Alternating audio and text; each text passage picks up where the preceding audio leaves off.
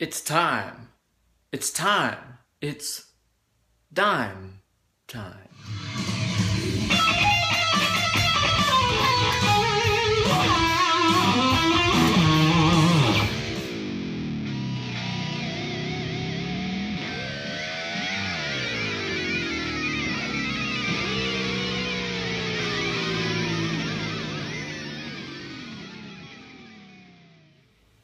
Hello children, and welcome to a new installment of Weekend Wankshop. Here's your good pal, Uncle Ben.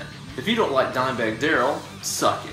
You know, ever since I started this series on my 17th birthday a few months ago, I've gotten a lot of requests to do some Dimebag Darrel licks, and I can totally understand why. Dude was an absolute legend and put down some of the most vicious riffs and solos in heavy metal history.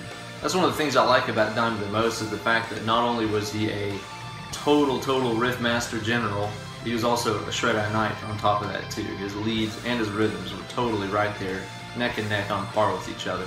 Unlike a lot of metal guys who are just kind of good at riffing or just good at leads or whatever, Dime was really the total package of a metal guitarist. Yeah, most of Dime's solos were rooted in the minor pentatonic and blues scales, but every now and then he'd get fresh with something exotic, like this Phygian Dominant lick from the first of the Domination solo.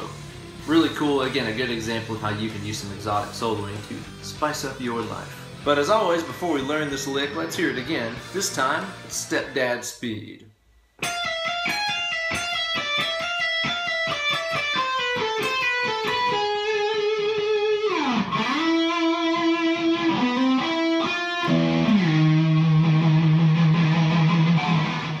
And you can damn well bet you can find a full tab for this week's lick on Uncle Ben's Instagram page. Go on there and look for BenEllerGuitars and you will find me.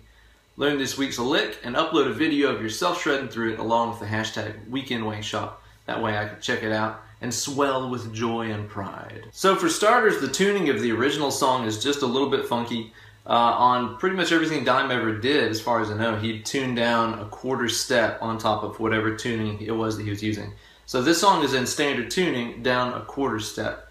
Not a half step, like not down to E flat, a quarter step. So kind of like in between E and E flat. That was something that he always did. If he was in drop D tuning, it'd be drop D down a quarter step or whatever. So again, if you're playing along with the original, you want to tune your guitar just a little bit flat. That way you'll sound totally in tune with them. But for today, I'm in just plain old standard tuning. That way everybody can join in. So like I said before, this lick is based around the Phygian Dominant scale, which is the 5th mode of A harmonic minor. So in other words, if you just took A harmonic minor, A, B, C, D, E, F, G sharp, A, and started from the 5th note instead, 1, 2, 3, 4, 5, and played E, F, G sharp, A, B, C, D, E, that's the Phygian Dominant scale, which is what this is based around.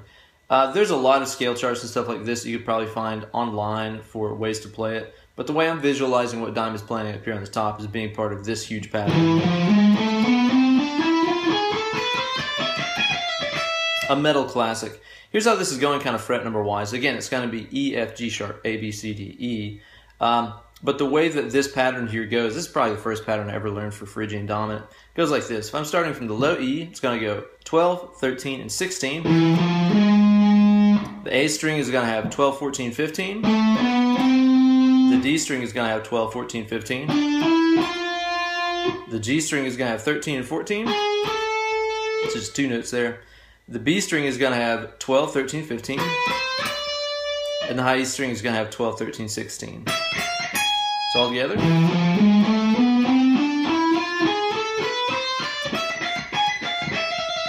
But all that he really uses is the top 3 strings. So all you really need to worry about to play this particular lick is... So get really familiar with that pattern before you jump in. So let's check out how to play this guy next. A cool thing that Dime does right off the bat with this lick is not to come in on beat number 1. That's kind of the standard thing to do, is to arrive right on time on beat number 1 and start, shredding and getting chicks right away. This solo right here, though, if you're counting out the beat, comes in on beat number 2. And that's really important because if you're thinking that you're on beat 1, like you're going 1, 2, 3, 4, 1, you'll like run out of notes early. You'll feel like you're not at the end of a measure, But you got to keep in mind, this is starting off 1, 2, 3, 4, 1, 2.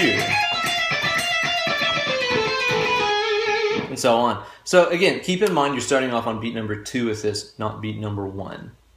So here's the first lick in the phrase. It's all on the high E string, utilizing those first three notes that we had there, 12, 13, and 16.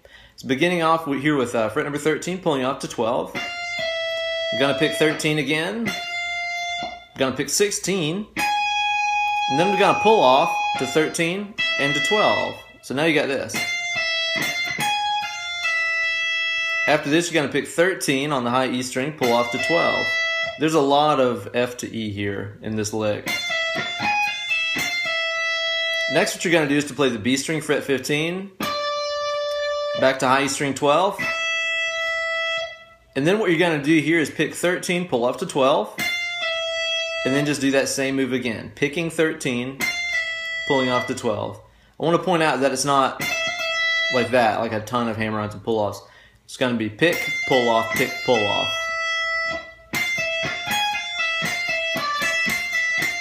So what you got so far? So after you do those two pull-offs from F to E, you're going to play 15 on the B, 12 on the high E, 15 on the B, 13 on the B, pulling off to 12 on the B. So now you got this.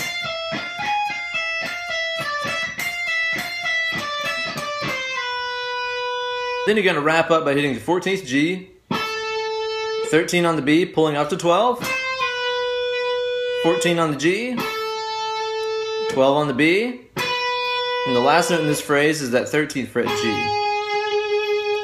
It's kind of a haphazard lick. There's not really a set kind of pattern like some of those Paul Gilberty licks we've checked out on Weekend Wankshop before. A little bit more random, but man, does it ever sound sick. So all together, starting on beat number 2, you've got this. 1, 2, 3, 4, 1, 2.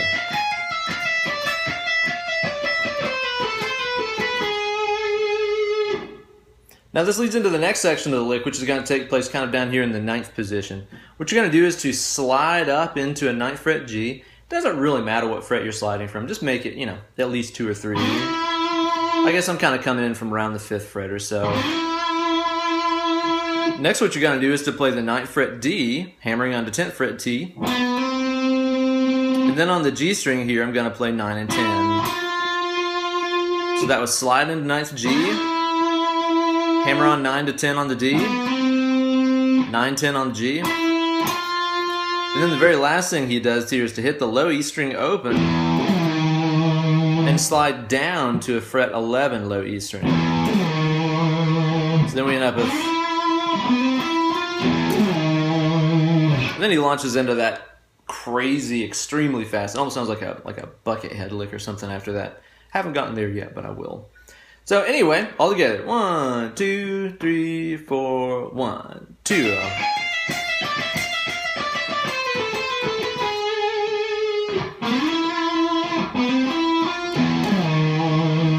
And there you go. So there you go, kids. A sick lick to get you some chicks this weekend for sure. If that wasn't your favorite Dimebag Darrel lick, you wanted to hear something else, don't worry about it. There will be many more. Dime had a whole lot of licks that are definitely worth checking out, so we'll be revisiting his playing very many more times during this series. Drop me a comment or a suggestion if there's a particular lick from a solo that you would like to learn on Weekend Wankshop. Please be sure to like this video and subscribe to my YouTube channel. Also be sure to follow me on Twitter and Instagram at BenEllerGuitars to keep up with my antics and shenanigans.